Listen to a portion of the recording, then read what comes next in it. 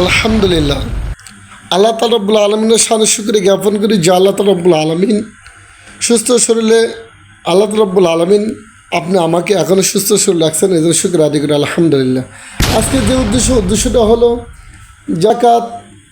আমরা জাকাত দিয়ে থাকি, শতকরা 2.5 টাকা দিয়ে থাকি। আবার দেখা যাচ্ছে ওষুধ আছে, খাদ্যের ওষুধ আছে।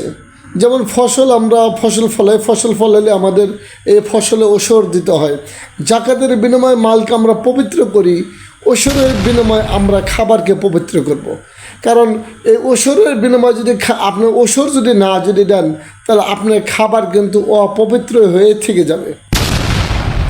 কারণ আল্লাহ রব্বুল আলামিন গরিবের জন্য, ধনীদের জন্য যেরকম জাকাত দিয়ে তাদের সবের অধিকারী করেছেন, আল্লাহ তাআলা রব্বুল আলামিন গরিবদের জন্য ওই একই সিস্টেমে ওষুধের মাধ্যমে যে জাকাতের সবের অধিকারী করছেন।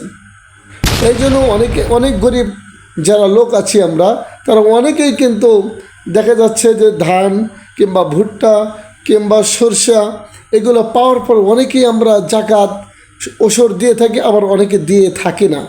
যারা আমরা ওষুধ দেই না তাদের কি ক্ষতি, আর যারা দেই তাদের কি লাভ? যারা আমরা ওষুধ দেই না তাদের এটাই ক্ষতি, জিনিসের উপরে ওষুধ হয়, যে খাদ্যের উপরে ওষুধ হচ্ছে কিন্তু আপনি ওষুধ দিচ্ছেন না। কীরকম ওষুধ? যেমন আপনি 100 কেজি ধান পেয়েছেন, 100 কেজি ধানের মধ্যে আপনার ওষুধ দিতে হবে। এক কথা আমরা অনেকে জাকাতও বলে থাকি, কিন্তু ওষুধ দিতে হবে হলো যদি আপনি পানি দিয়ে তেলের মাধ্যমে কিংবা মোটরের মাধ্যমে কিন্তু অর্থ সম্পদ ব্যয় করে যদি আপনি আবাদ করেন, ফসল ফলান, তাহলে আপনার যে ওষুধটা আছে এই ওষুধটা দিতে হবে হলো 100 কেজিতে 5 কেজি দিতে হবে, 100 কেজিতে 5 কেজি দিতে হবে। আর যদি আপনি ফসলে পানি দেওয়া লাগে না, কোনো টাকা পয়সা খরচ হচ্ছে না, শুধু ধানটা গাড়ার পর থেকে আর কোনো কিছুই তৈরি করা লাগতেছে না, সেই ক্ষেত্রে আপনার ওই ফসলের ক্ষেত্রে আপনার ওষুধ দিতে হবে হলো 10 কেজি দিতে হবে। আমরা এক কথা বুঝতে পারলাম যে যেটা সেচ দিতে হয় ওই সেচের জন্য হলো 5 কেজি, আর যেটা সেচ দেওয়া লাগে না ওটার জন্য হলো 10 কেজি। অবশ্যই আমরা যেটা কোরআন হাদিস অনুযায়ী আমরা অবশ্যই মেনে চলবো। এই অনুযায়ী যদি আমি যদি চলাফেরা করি, এইভাবে যদি আমরা ওষুধ দিয়ে থাকি, তাহলে আমার মালগুলো অবশ্যই পবিত্রতা হবে। আর ওষুধ দেওয়াটাও কিন্তু একান্ত জরুরি, যেহেতু কোরআন হাদিসে প্রমাণিত আছে। সেই ক্ষেত্রে ওষুধ অবশ্যই দিতে হবে। নামাজ না পড়লে যেরকম গুনাহ হয়ে যাবে, ওষুধ না দিলেও কিন্তু ওই একই সিস্টেম গুনাহ হয়ে যাবে। আর যে ব্যক্তি ওষুধ দিবে না তার মালটা অপবিত্র হয়ে যায়। এই অপবিত্র মাল খেয়ে যদি আপনি ইবাদত করেন, লা ইয়াদখুলুল জান্নাতা জাসাদুন গুযিয়া বিল হারাম, এই অপবিত্র মাল খেয়ে যদি আপনি ইবাদত করেন, আপনি তাহাজ্জুদ নামাজও যদি পড়েন, তারপরেও কিন্তু এগুলো গ্রহণযোগ্য হবে না। এই জন্য অবশ্যই আপনার যে মাল আল্লাহ তাআলা আপনাকে দান করেছেন, যে 1 মনে আপনি 2 কেজি দান করবেন, আল্লাহ তাআলা যদি আপনাকে 1 মন দিয়ে থাকে, 40 কেজি যদি দিয়ে থাকে, তার মধ্যে থেকে আপনি 2 কেজি আল্লাহ রাস্তায় দিবেন, আপনার সমস্যা কি? আল্লাহ ইচ্ছে করলে আপনার ধানের মধ্যে শিল ফেলে দিয়ে আপনি ধানগুলো নষ্ট করে দিতে পারত। আপনার ওই ফসলের মধ্যে যে কোনো পোকা ধরে দিয়ে আপনার ফসল নষ্ট করে দিতে পারত। কিন্তু আল্লাহ তাআলা রব্বুল আলামিন আপনাকে ভালোবাসেন, আপনাকে ভালোবাসার দরুন আল্লাহ তাআলা রব্বুল আলামিন আপনার ক্ষতি করেন নাই। যেহেতু ক্ষতি করেন নাই, তাহলে আল্লাহ তাআলা রব্বুল আলামিন আপনাকে ঈমান পরীক্ষা করার জন্য, হয়তো আপনাকে এত ধন সম্পদ, আপনাকে ঈমান পরীক্ষা করার জন্য ভালো ফসল আপনাকে দান করছেন। এই ফসল থেকে আবার আল্লাহ তাআলা রব্বুল আলামিন 2 কেজি ফসল আল্লাহ রাস্তায় দান করতে বলছেন। আর আপনি যদি এইভাবে যদি ধরে রাখেন যে না, আমার যে ফসল, এই ফসল থেকে আমি কোথাও কাউকে দেব না, তাহলে অবশ্যই আল গিনা নাফস, প্রকৃত ধনী হলো অন্তর ধনী। অর্থ সম্পদে ধনীকে ধনী বলা হয় না। তাই তাই যদি হয়ে থাকে তাহলে আপনি অর্থ সম্পদ দিয়ে ধনী হয়ে কী লাভ? আপনার মনটা আপনি পরিষ্কার করেন, মনটাকে আপনি ধনীর মতো বানিয়ে ফেলেন, দেখবেন অল্প সম্পদেই আল্লাহ তাআলা আপনার প্রতি খুশি থাকবেন।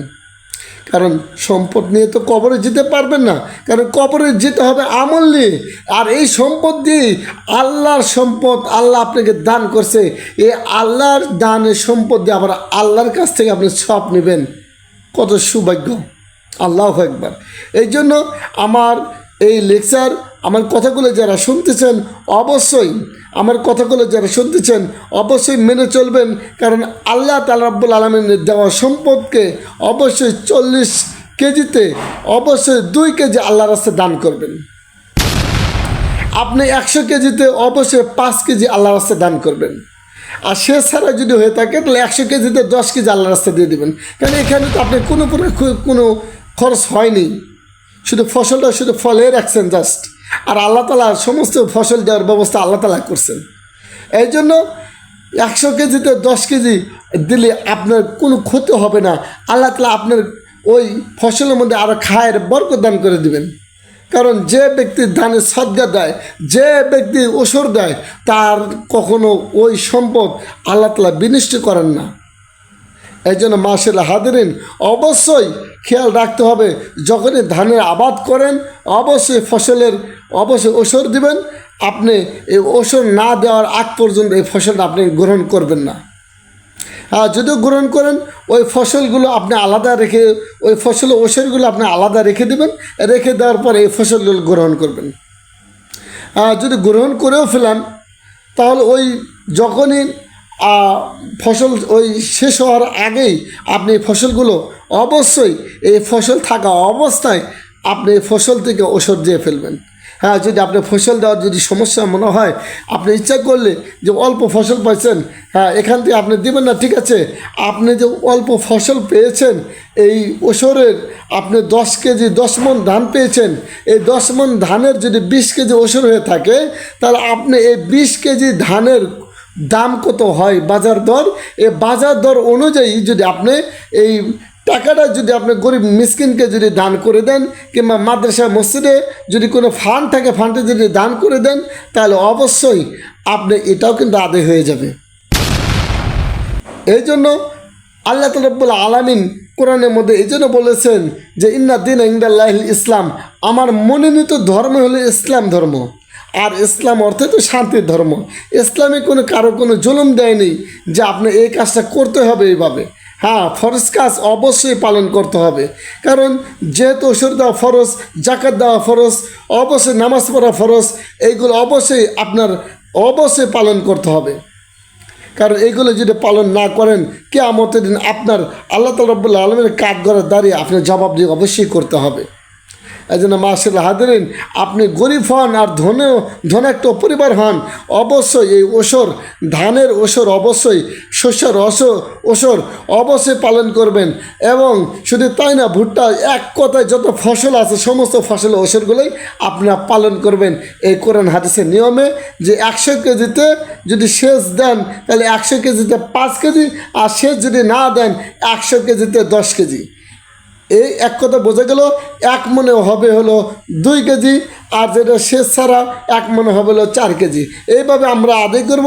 আল্লাহ তাআলা রাব্বুল আলামিন আমাদের ধন সম্পদকে আল্লাহ তাআলা আরও বাড়িয়ে দিক, আল্লাহ তাআলা রাব্বুল আলামিনের রহমতে ভরপুর করে দিক, আল্লাহ তাআলা রাব্বুল আলামিনের কথা মতো আমাদের চলার মতো তৌফিক দান করুক। আমিন। ওয়া আখির দাওয়ানা আলহামদুলিল্লাহি রাব্বিল আলামিন।